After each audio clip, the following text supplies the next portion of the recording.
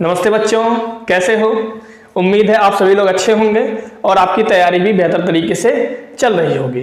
तो बच्चों, आज के इस वीडियो में हम पूरे बुक से ऐसे 5 इंपॉर्टेंट क्वेश्चन बताने वाले हैं जो क्वेश्चन आपके बोर्ड एग्जाम में बार बार पूछता है।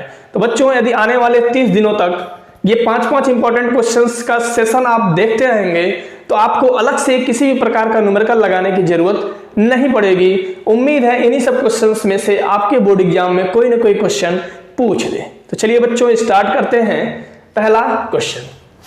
तो पहला क्वेश्चन कह रहा है कि दो बिंदु आवेश +9e एवं +e एक दूसरे से 16 सेंटीमीटर की दूरी पर स्थित है। ध्यान रखिएगा। फिर कह रहा है कि इनके बीच एक और आवेश Q कहां रखा जाए कि वह संतुलन में हो। बहुत ही सिंपल क्वेश्चन। आप कूलाम का नियम जानते ही होंगे। कूलाम का नियम क्या कहता है? F बराबर, कूलाम का नियम का फॉर्मूला है F बराबर K Q1 Q2 upon R square. एक बात और ध्यान देना आप, दो समान आवेशों के मध्य जो लगने वाला बल है प्रतिकर्षण होता है और विपरीत प्रकार के आवेशों के मध्य लगने वाला बल आकर्षण होता है। ये बात आप पहले से जानते होंगे। ठीक है, अब आप थोड़ा ध्यान दीजिए। क्वेश्चन आपका कह रहा है कि दो बिंदु आवेश है। पहला बिंदु आवेश आपका है 9e और दूसरा है +e। ठीक, 9e और +e। इनके जो बीच की दूरी है बच्चों वो है आपका 16 सेंटीमीटर। ठीक, और क्वेश्चन हमसे ये कह रहा है कि आवेश Q को कहां रखा जाए कि वो संतुलन में हो। ठीक है, हम मान लेंगे कि आवेश Q को 9e से, यहां आवेश Q को रख दिया जाए 9e से x दूरी पे रखा जाए। ठीक, अब ध्यान देना। तो इस आवेश को 9e से x दूरी पर रख दिया गया तो ये आवेश +e से कितने दूरी पे होगा? यहां से यहां तक तो 16 सेंटीमीटर है, ये आपका x है। ठीक है, तो यहां से यहां तक बच्चों हो जाएगा 16 - x सेंटीमीटर। क्लियर? तो कह रहा है कि Q को कहां रखा जाए कि वो संतुलन में हो। ठीक है, जब संतुलन की स्थिति उत्पन्न होगी तो इन दोनों आवेशों के मध्य जो लगने वाला बल है वो क्या होगा? बराबर होगा। कैसे? अब ध्यान देना। देखिए, +9e और +Q इनके बीच प्रतिकर्षण बल लगेगा। तो प्रतिकर्षण बल मान लो इधर की तरफ लगेगा, इसको अब मान लो F2। ठीक है, और +Q था +e के बीच जो प्रतिकर्षण बल लगेगा वो इधर की तरफ लगेगा, इसको मान लो बच्चों F1। तो संतुलन की अवस्था में F1 का मान F2 के क्या होगा? बराबर होगा। ठीक है, तो हम साफ साफ प्रश्न में लिखेंगे, पहले इन दोनों के बीच बल निकालेंगे फिर इन दोनों के बीच बल निकालेंगे। ठीक है, तो कूलाम के नियम का फार्मूला क्या होता है? F बराबर K Q1 Q2 upon R square. Q1 क्या है? पहला आवेश। Q2 क्या है? दूसरा आवेश। और नीचे जो R आता है, R क्या है बच्चों? दोनों आवेशों के बीच की दूरी। तो आप देखें, +9e और Q इनके बीच की जो दूरी है वो x है और Q और +e के बीच की दूरी क्या है बच्चों? 16 - x है। ठीक है, आप ध्यान दें। तो पहले हम निकालते हैं कि 9e व Q के बीच लगने वाला बल। ठीक है, तो इन दोनों आवेशों के बीच जो लगने वाला बल होगा बच्चों वो होगा F2 बराबर K Q1 का मान होता है 9e, Q2 का मान दिया है Q बटे होता है R स्क्वायर। तो R का मान बच्चों दिया है x, तो ये हो जाएगा x का स्क्वायर। क्लियर? अब आप इन दोनों के बीच बल निकाल दो। लिखेंगे +Q व +e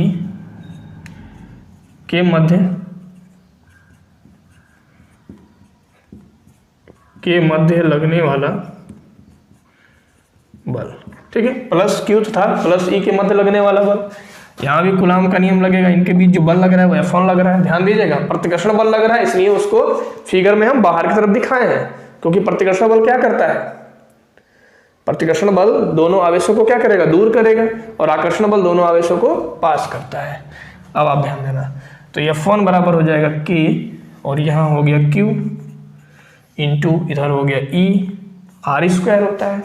तो नीचे R जो है वो 16 - x का क्या है? होल स्क्वायर है। अब आप साफ साफ लिख देंगे कि संतुलन की अवस्था में संतुलन की अवस्था में, ठीक है, ध्यान दीजिएगा, संतुलन की अवस्था में दोनों आवेशों के मध्य जो लगने वाला बल होगा उसका मान बच्चों क्या होगा, बराबर होगा। मतलब ये आपका होगा F2 बराबर F1 या F1 बराबर F2, जो आप चाहो लिख सकते हो। तो F2 की वैल्यू है बच्चों कि 9E इंटू क्यू बटे एक्स स्क्वायर, और F1 की वैल्यू है कि Q इंटू ई अपान 16 माइनस एक्स का होल स्क्वायर। अब ध्यान देना, K से K क्या हो गया, कट हो गया। हमें निकालना है x की वैल्यू, इसको कैलकुलेट करेंगे, x की वैल्यू फटाक से निकल जाएगी। Q की वैल्यू Q से कट गई, ठीक है, E आपका E से कट गया, इधर बच्चों बच गया 9 अपान एक्स स्क्वायर, और इधर आपका बच गया 1 अपान 16 माइनस एक्स का होल स्क्वायर, ठीक है। अब आप ध्यान देना, 9 अपान एक्स स्क्वायर को हम लिख सकते हैं 3 अपान एक्स का होल स्क्वायर, और इसको आप लिख सकते हो 1 अपान 16 माइनस एक्स का होल स्क्वायर। तो बच्चों जब दोनों साइड में स्क्वायर रहता है तो स्क्वायर से स्क्वायर खत्म हो जाता है, ठीक है, स्क्वायर से स्क्वायर क्या होगा, कैंसिल हो जाएगा। अब आपका इधर बच गया 3 upon x equal to 1 upon 16 minus x. अब हम क्या करेंगे बच्चों, क्रॉस मल्टीप्लाई कर देंगे, ठीक है। तो क्रॉस मल्टीप्लाई यदि आप करते हैं तो 3 इधर हो जाएगा 16 माइनस एक्स, और इधर x का बच्चों क्या हो जाएगा x। अब आप देखो 16 का 3 में करोगे हो जाएगा 48, माइनस 3 का x में करोगे 3x बराबर क्या हो जाएगा x, ठीक। तो ये हो गया 48, माइनस 3x को आप उधर लेके जाओ तो x प्लस हो जाएगा 3x, ये बच्चों हो गया 48। कैलकुलेशन पे आप विशेष ध्यान देना, ठीक है, जिन बच्चों को कैलकुलेशन में प्रॉब्लम हो रही होगी वो आराम से एक एक स्टेप को देखेंगे जैसे मैं बता रहा हूँ, ठीक है, बहुत जल्दीबाजी करने की जरूरत नहीं है। 3x का जब x में ऐड करोगे तो ये हो जाएगा 4x, 4 को आप इधर लाओगे तो ये हो जाएगा 4x, कट करोगे कितनी बार में कटेगा, 12 बार में। मतलब बच्चों प्लस 9e से 12 सेंटीमीटर दूरी पर Q आवेश को रखने पर यह क्या होगा, संतुलन की अवस्था में होगा। बात समझ में आ गई। तो चलिए बच्चों हम इसी चैप्टर का एक और इंपॉर्टेंट क्वेश्चन बताते हैं, ठीक है, ये बहुत इंपॉर्टेंट है, इसके लिए मैं बता दे रहा हूं। एक चैप्टर से 2 प्रश्न कह रहा है कि 2 समान आवेशों Q तथा Q, छोड़िए प्रश्न जानने से पहले आप एक बात समझो। जैसे सपोज करो यहां कोई आवेश Q है और यहां पे कोई आवेश Q है, और बच्चों इनके बीच की जो दूरी है वो r है। जनरली ऐसा होता ही है कूलाम के नियम में, ठीक है। और कह रहा है कि एक अन्य आवेश, कुछ भी आवेश मान लो, प्रश्न में जो दिया है उसी हिसाब से मान ले रहे हैं। सपोज कर लो आप 2 समान आवेश Q तथा Q को जोड़ने वाली रेखा के मध्य बिंदु पर यदि आवेश Q रख दिया जाता है, मान लीजिए कि इसी को रख दिया जाए, Q आवेश रख दिया जाता है, तो Q का मान ज्ञात कीजिए। समझ गए, Q का मान ज्ञात कीजिए। कंडीशन क्या दे रखा है कि यदि तीनों आवेश का निकाय संतुलन में हो, तीनों आवेश का निकाय संतुलन में हो। आपको हम बता दें, इसे आप A मान लो, इसे आप B मान लो और इसे आप C मान लो, ठीक है। तो बच्चों जब कोई ऐसा क्वेश्चन आता है और बोलता है कि 3 या 3 से अधिक आवेश हैं और बोल दिया कि उनके निकाय संतुलन की अवस्था में है, ठीक है, तो किसी आवेश को आप रेफरेंस में मान लीजिएगा। मान लीजिए आप इस आवेश को मान लीजिए, सपोज कर लिए कि ये हमारा रेफरेंस आवेश है, ठीक है। तो इसके बाद जितने भी आवेश दिए रहेंगे, ठीक है ना, उनके मध्य क्या निकाल लेना, आप बल निकाल लेना और सभी बलों को एक साथ जोड़ देना, और यदि वो मान 0 आता है बच्चों तो ये पूरा निकाय संतुलन की अवस्था में होता है। बात समझ गए मैं क्या बोल रहा हूँ, आपसे फिर बता रहा हूँ, आप एक बार और सुनो।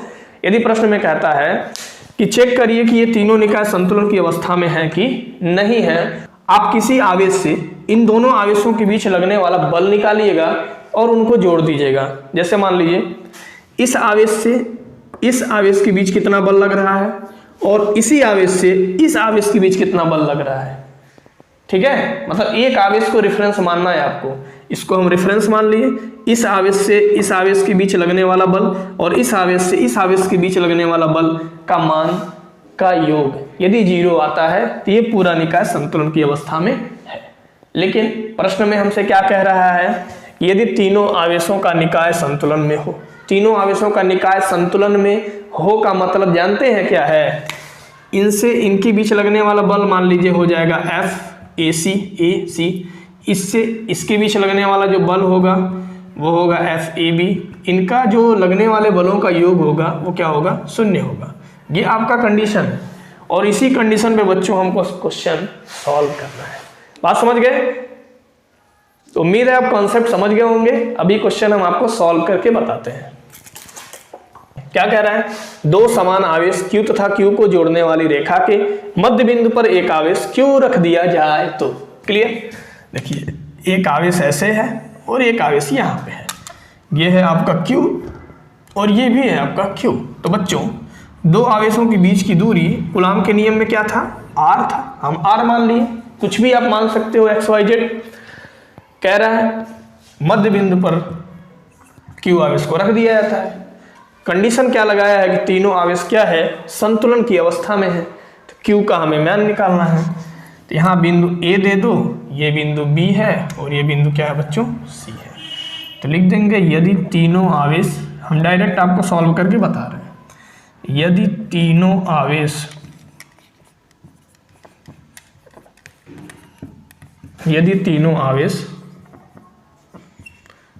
संतुलन में होंगे, यदि तीनों आवेश संतुलन में होंगे तो हम क्या बताएं, किसी एक आवेश को रेफरेंस मान लेंगे और उस आवेश से अन्य आवेशों के बीच जो लगने वाला बलों का योग है यदि 0 होता है तो निकाय संतुलन की अवस्था में होते हैं।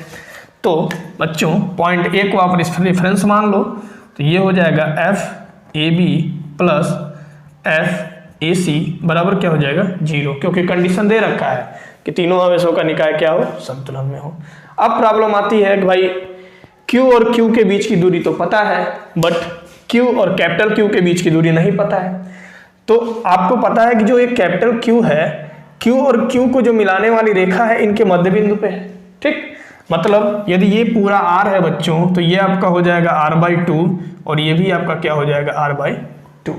तो जब आप FAB निकालेंगे, FAB मतलब AB मतलब आवेश Q और आवेश Q के मध्य लगने वाला बल, कूलाम का नियम अप्लाई करेंगे तो आपका हो जाएगा K, होता है Q1 Q2, Q1 का मान है बच्चों Q और Q2 का मान है वहाँ पे Q और नीचे होता है R मतलब उनके बीच की दूरी।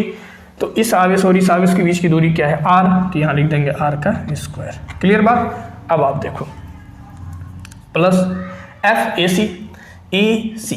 क्लियर? तो यहाँ हो जाएगा K, Q1 की वैल्यू है Q और Q2 की वैल्यू है कैपिटल Q जिसका हमें मान निकालना है, बटे होता है R²। इनके और इनके बीच की दूरी बच्चों क्या है, R/2 का होल स्क्वायर बराबर क्या हो जाएगा, 0। अब आप जरा ध्यान दो, इसको आप लिख सकते हैं कि Q और Q मिलके Q² हो जाएगा इंटू R² प्लस K और ये हो जाएगा Q और कैपिटल Q। ठीक, और नीचे हो जाएगा बच्चों R का स्क्वायर बटे 2 दूना 4 बराबर 0। अब आप ध्यान दें,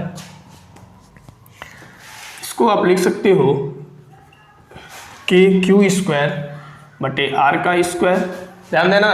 ठीक है, ये 4 आपका ऊपर चला जाएगा तो प्लस ये हो जाएगा K 4Q बटे हो जाएगा R का स्क्वायर बराबर 0। सिंपल है। ठीक है, अब आप देखो इसमें कुछ कॉमन दिख रहा होगा आपको। कॉमन क्या दिख रहा है, K आपको कॉमन दिख रहा है। देखो यहाँ Q² है, यहाँ Q है, तो Q भी आपको कॉमन दिख रहा है। नीचे बच्चों R² है, R² भी कॉमन मिल जाएगा। ठीक, तो यहाँ बच गया एक Q बाहर आ गया, तो एक Q तो यहाँ बचेगा ही बचेगा।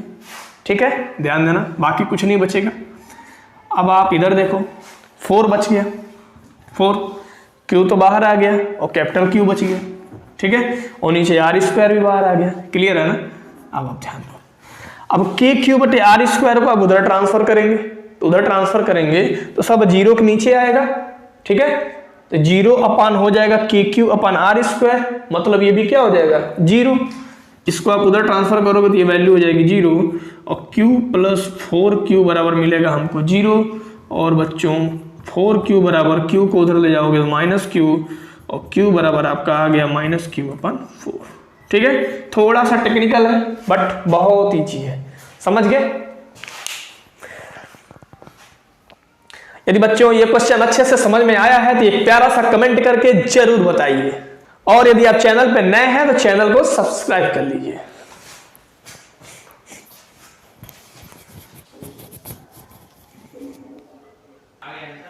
तो बच्चों अब हम आपको बताते हैं क्वेश्चन नंबर 3। ये क्वेश्चन बच्चों किरण प्रकाशिकी के दर्पण वाले चैप्टर से है, इसे भी आप अच्छे से पढ़ लीजिएगा, ठीक है, क्योंकि इस साल दर्पण आपके सिलेबस में है। क्वेश्चन क्या कह रहा है कि 4.5 सेंटीमीटर साइज की कोई सुई 15 सेंटीमीटर फोकस दूरी के किसी उत्तल दर्पण से 12 सेंटीमीटर दूर रखी है। प्रतिबिंब की स्थिति तथा आवर्धन ज्ञात कीजिए। प्रतिबिंब की स्थिति ज्ञात करने का मतलब ये होता है बच्चों, हमको ये निकालना है कि उत्तल दर्पण से कितनी दूरी पर प्रतिबिंब बनती है और प्रतिबिंब का लंबाई क्या है। ठीक है, तो प्रश्न में कह रहा है कि 4.5 सेंटीमीटर साइज की कोई सुई, सुई क्या है, एक वस्तु है, मतलब जो वस्तु की लंबाई है, वस्तु की लंबाई को बच्चों O से रिप्रेजेंट करते हैं, और वस्तु की लंबाई आपकी दे रखी है 4.5 सेंटीमीटर। और वस्तु बच्चों हमेशा दर्पण के बाईं ओर मुख्य अक्ष के ऊपर रखा जाता है। तो मुख्य अक्ष के ऊपर जो नापी गई लंबाई होती है बच्चों क्या होती है, धनात्मक होती है, इसलिए जो वस्तु की लंबाई होगी प्लस 4.5 सेंटीमीटर होगी। कह रहा है 15 सेंटीमीटर फोकस दूरी, फोकस दूरी क्या है, उत्तल दर्पण की है ना, तो उत्तल दर्पण की फोकस दूरी बच्चों धनात्मक होती है, तो फोकस दूरी आपका F बराबर दे रखा है प्लस 15 सेंटीमीटर। फिर कह रहा है 15 सेंटीमीटर फोकस दूरी के किसी उत्तल दर्पण से 12 सेंटीमीटर दूर रखी है। कौन रखा है, वस्तु। ठीक है, तो वस्तु कहाँ है, दर्पण के बाईं ओर है। बच्चों चिन्ह परिपाटी का नियम यह है कि दर्पण के बाईं ओर जो नापी गई दूरी होती है वो ऋणात्मक ली जाती है। ठीक है, तो बच्चों दर्पण से वस्तु तक की दूरी को हम U से रिप्रेजेंट करते हैं, और दर्पण के बाईं ओर वस्तु रखा है, इसलिए बाईं ओर नापी गई दूरी क्या हो जाएगी, ऋणात्मक, मतलब -12 सेंटीमीटर। कह रहा है प्रतिबिंब की स्थिति ज्ञात कीजिए। तो प्रतिबिंब की स्थिति का मतलब ये होता है कि दर्पण से प्रतिबिंब तक की दूरी, और दर्पण से प्रतिबिंब तक की दूरी होती है बच्चों भी निकालना है, और प्रतिबिंब की लंबाई निकालना है। ठीक है, अब आप ध्यान दो, दर्पण सूत्र जो होता है, दर्पण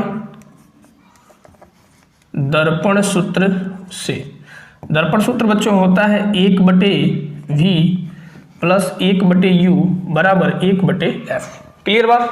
अब आप ध्यान देना, हमको v निकालना है, तो 1/v बराबर हो जाएगा 1/f माइनस 1/u को उधर ले जाओगे तो -1/u, तो 1/v बच्चों f की जो वैल्यू है +15 है, +15, और u की वैल्यू बच्चों क्या है, -12। अब आप देखो 1/v, इसको आप लिख सकते हो 1/15, और माइनस माइनस बच्चों क्या हो जाएगा, प्लस। पता है ना, माइनस माइनस क्या होगा, प्लस, और यहाँ हो जाएगा 1/12। ठीक, अब आप देखो 15 और 12 का एलसीएम लोगे, नहीं निकालने आ रहा है तो साइड में आप इसका बेसिक तरीके से एलसीएम निकाल लो। ठीक है, तो क्या होगा, 2 छक्के 12, 2 तियां 6, 3 पचे 15, 3 एकम 3, 5 एकम 5, तो 5 तियां 15, दूना 30, दूना 60, तो 15 और 12 का बच्चों एलसीएम क्या आ गया, 60। ठीक है, तो 15 चौका हो गया 60, 4 एकम क्या होता है 4, और 12 पचे बच्चों होता है 60, 5 एकम क्या हो जाएगा 5, तो 1/v बराबर आ गया 9/60। ठीक है, v की वैल्यू निकालेंगे, ये पलटी मार के ऊपर जाएगा, तो ये हो जाएगा बच्चों 60/9, और इसे यदि आप कैलकुलेट करते हैं तो 3 20 हम 60 और 3 3 9, मतलब 20/3, और यदि आप और ज़्यादा कैलकुलेट करते हैं तो 3 छक्के 18 हासिल हो जाएगा, 2 0 बढ़ाएंगे फिर 3 छक्के 18, मतलब 6.66 आएगा, 6.666 सेंटीमीटर, या इसे आप लिख सकते हैं 6.67 सेंटीमीटर। तो बच्चों क्या पता चला कि जो प्रतिबिंब है हमारा दर्पण से 6.67 सेंटीमीटर दूरी पर बनता है, और भी का मान पॉजिटिव आया है, मतलब दर्पण के किधर बनता है, दर्पण के दाईं ओर बनता है। ठीक है, अब हम निकालते हैं कि बच्चों इसकी लंबाई क्या होती है। ध्यान देना थोड़ा सा, आवर्धन भी बोला है निकालने के लिए। ठीक है, तो आवर्धन की सहायता से हम इसकी लंबाई भी निकाल लेंगे। तो बच्चों जो आवर्धन का सूत्र होता है ना, रेखीय आवर्धन, m बराबर होता है प्रतिबिंब की लंबाई बटे वस्तु की लंबाई। वस्तु की लंबाई को हम O से रिप्रेजेंट किए हैं, ध्यान दीजिएगा, 0 नहीं है ये। और एक होता है कि दर्पण से प्रतिबिंब तक की दूरी v तथा दर्पण से वस्तु तक की दूरी के अनुपात को हम रेखीय आवर्धन कहते हैं। और दर्पण में बच्चों ये माइनस में होता है, यही बात आप लेंस में करेंगे तो लेंस में होता है m बराबर I बटे O बराबर प्लस v बटे q। बात क्लियर, हमें निकालना है रेखीय आवर्धन। तो प्रतिबिंब की लंबाई तो हमें पता नहीं है, वस्तु की लंबाई हमें पता है, v हमको पता है, u भी हमको पता है। तो इन दोनों संबंधों का यूज करके हम रेखीय आवर्धन बड़े आराम से निकाल लेंगे। तो m बराबर हो जाएगा माइनस v की वैल्यू क्या है 20/3। तो यहाँ बच्चों हम लिख देंगे 20/3 बटे u का वैल्यू है आपका क्या है -12। अब आप ध्यान देना, तो m बराबर इसे आप लिख दोगे 20/3, आपका नीचे आ गया 3/12, तो 4×5 = 20 हो गया ये, और 4×3 बच्चों क्या हो गया 12। तो m बराबर आ जाएगा 5/9। रेखीय आवर्धन आपका निकल के आ गया 5/9। अब हमें प्रतिबिंब की लंबाई भी निकालना है। ठीक है, तो रेखीय आवर्धन का फार्मूला होता है प्रतिबिंब की लंबाई बटे वस्तु की लंबाई। ठीक है, तो वस्तु की लंबाई का रेखीय आवर्धन में गुणा करेंगे तो प्रतिबिंब की लंबाई निकल जाएगी। तो I बराबर बच्चों हो जाएगा रेखीय आवर्धन गुणे वस्तु की लंबाई। तो रेखीय आवर्धन आपका निकल के आया है 5/9, और वस्तु की लंबाई है बच्चों 4.5। आप लिख देंगे यहाँ पे 4.5। ठीक है, तो 9 से आप 4.5 को काट दो, दशमलव नहीं होता तो ये 45 होता है, मतलब 9 1 कम 9, 9 5 45, ये बच्चों हो गया 0.5। तो 5 का 0.5 में यदि आप गुणा करोगे, दशमलव न हो तो 5 का 5 में करोगे 25 आएगा, दशमलव है इसके लिए आ जाएगा ये 2.5 सेंटीमीटर। तो प्रतिबिंब की लंबाई क्या निकल के आई 2.5, वस्तु की लंबाई कितनी है 4.5। इसका मतलब जो प्रतिबिंब है उसकी लंबाई वस्तु से क्या है छोटी है। ठीक है, और दर्पण के पीछे बन रहा है। बात समझ में आ गया ना, क्लियर है ना।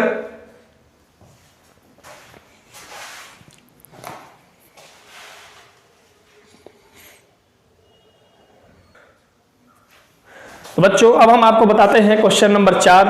ये क्वेश्चन आपके प्रकाश के अपवर्तन वाले चैप्टर से है। ठीक है, एक प्रकाश किरण निर्वात से n अपवर्तनांक के माध्यम में जाती है। एक प्रकाश किरण बच्चों कहां से, निर्वात से n अपवर्तनांक के माध्यम में जाती है। ठीक है, यदि आपतन कोण I अपवर्तन कोण का 2 गुना हो, मतलब जो आपतन कोण बच्चों I है वो अपवर्तन कोण का क्या है 2 गुना है, तो अपवर्तन कोण का मान, अपवर्तन कोण मतलब R का मान कैसे निकालना है, R का मान n के पदों में निकालना है। R का मान n के पदों में ज्ञात करना है। ठीक है, ध्यान देना। तो बच्चों जो स्नेल का नियम कहता है कि क्या कहता है, आपतन कोण I की जगह साइन I और अपवर्तन कोण R की जगह साइन R का जो अनुपात होता है एक नियतांक होता है, उस नियतांक को ही हम अपवर्तनांक के नाम से जानते हैं। तो n बराबर बच्चों क्या होता है साइन I बटे साइन R। और प्रश्न में आपसे क्या कह रहा है कि जो आपतन कोण I है अपवर्तन कोण R का क्या है 2 गुना है। I को हम आपतन कोण बोलते हैं और R को हम अपवर्तन कोण बोलते हैं। तो I की जगह आप लिख सकते हो 2R, नीचे हो जाएगा बच्चों क्या साइन R। बच्चों त्रिकोणमिति में एक फार्मूला होता है कि साइन 2A बराबर होता है 2 sin A into cos A। क्या होता है 2 sin A into cos A। तो यदि हम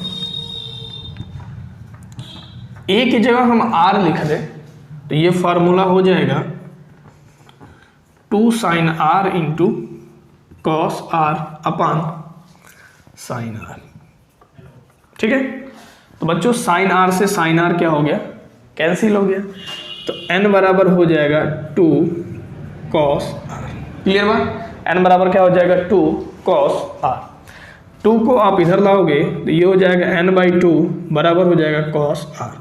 हमें क्या निकालना है, r की वैल्यू निकालनी है, मतलब अपवर्तन कोण का मान निकालना है n के पदों में। ठीक है, तो cos r से r को आप अलग करो, तो cos जब इधर आएगा बच्चों तो ये हो जाएगा cos इनवर्स n/2 बराबर हो गया r। ठीक है, तो अपवर्तन कोण का मान मतलब r का मान n के पदों में हो गया। क्लियर है, सिंपल है ना, है? समझ में आया तो प्यारा सा कमेंट करके जरूर बताओ, कमेंट करने में पीछे मत हटो।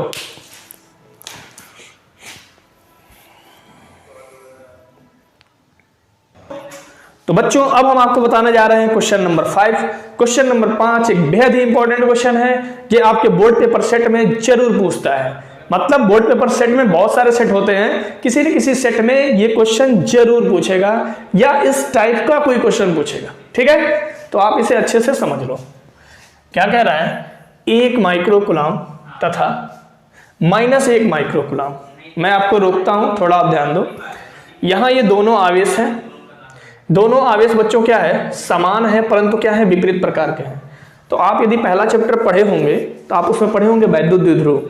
तो बच्चों वैद्युत द्विध्रुव क्या होता है, वैद्युत द्विध्रुव एक ऐसा निकाय है जिसमें दो समान परंतु विपरीत प्रकार के आवेश एक दूसरे से अल्प दूरी पर स्थित होते हैं। ठीक है, तो बच्चों ये क्या बना रहा है, यहाँ लाइन, ये लाइन पढ़ते ही आपको पता चल गया कि ये वैद्युत द्विध्रुव से रिलेटेड क्वेश्चन है। ठीक है ना, एक चीज और बता दें, वैद्युत द्विध्रुव जो होता है वो क्या होता है, ऐसे होते हैं, दो आवेश होते हैं समान प्रकार के, समान आवेश, लेकिन मतलब एक ऐसा निकाय जिसमें दो समान परंतु विपरीत प्रकार के आवेश एक दूसरे से अल्प दूरी पर स्थित होते हैं। ये जो अल्प दूरी होती है 2l होती है, इसे हम वैद्युत द्विध्रुव कहते हैं।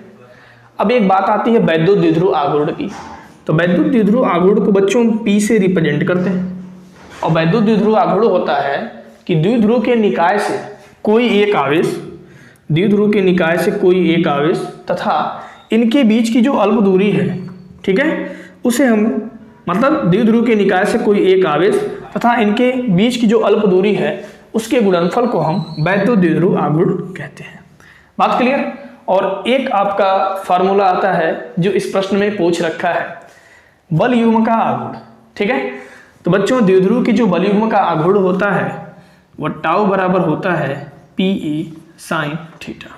तो बच्चों यदि आपसे पूछे अधिकतम बल युग्म का आघूर्ण बताइए, तो अधिकतम जो बल युग्म का आघूर्ण होता है वो आपका होता है PE sin 90 अंश। हम आपको बहुत बार बता चुके हैं कि यदि फिजिक्स में किसी समीकरण में साइन थीटा आया है और वहां पे हमें अधिकतम मान निकालना है, तो थीटा का मान यदि हम 90 अंश रख देंगे तो उस भौतिक राशि का अधिकतम मान निकल जाएगा। तो बच्चों बलागुण होता है टाउ बराबर PE साइन थीटा। हमें बलागुण का अधिकतम मान निकालना है तो थीटा बराबर 90 अंश रख दो, बलागुण का अधिकतम मान निकल जाएगा।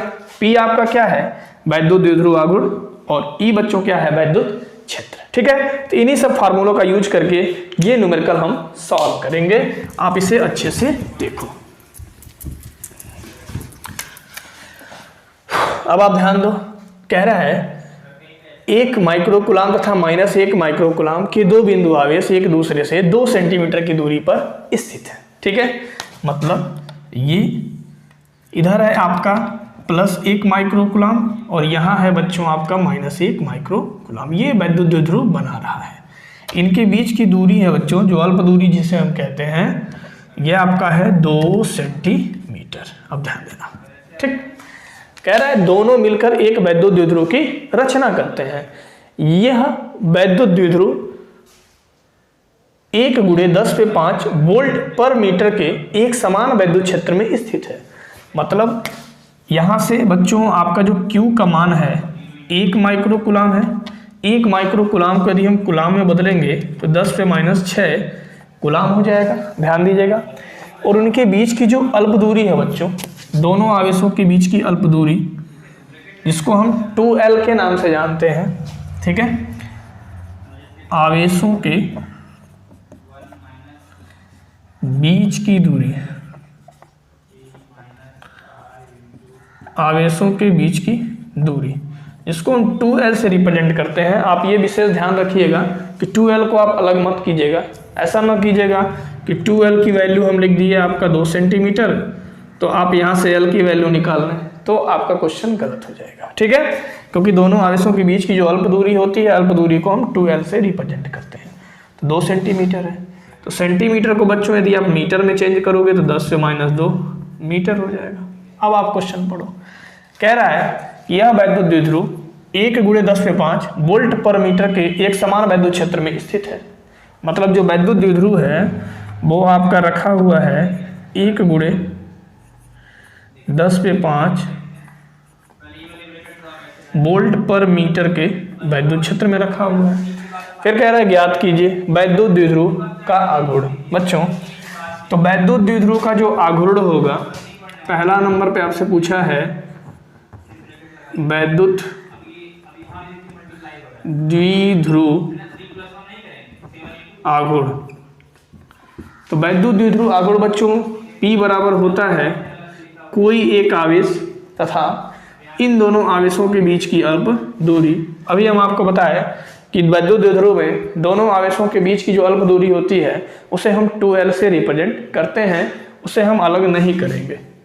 तो आवेश का मान है बच्चों क्या, 1 × 10⁻6 कूलाम, और 2l उनके बीच की दूरी जो है बच्चों वो क्या है 2 × 10⁻2 मीटर। क्लियर।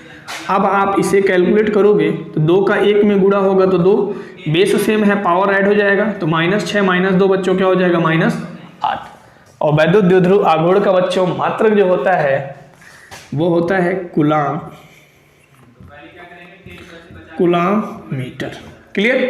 क्योंकि फिजिक्स में कोई भी आंसर बिना मात्रक के आप मत लिखिएगा, क्योंकि एग्जामिनर गलत कर सकता है। ठीक है।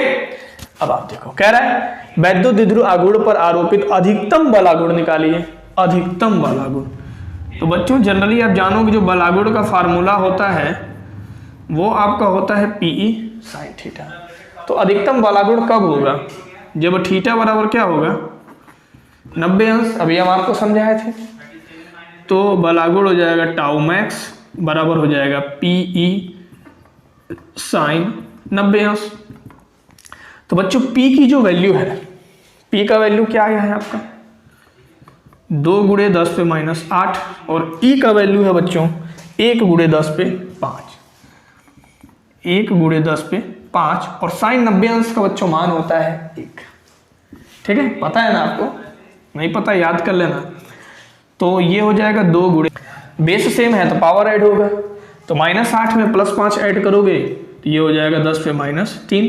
हम क्या निकाल रहे हैं बल आघूर्ण।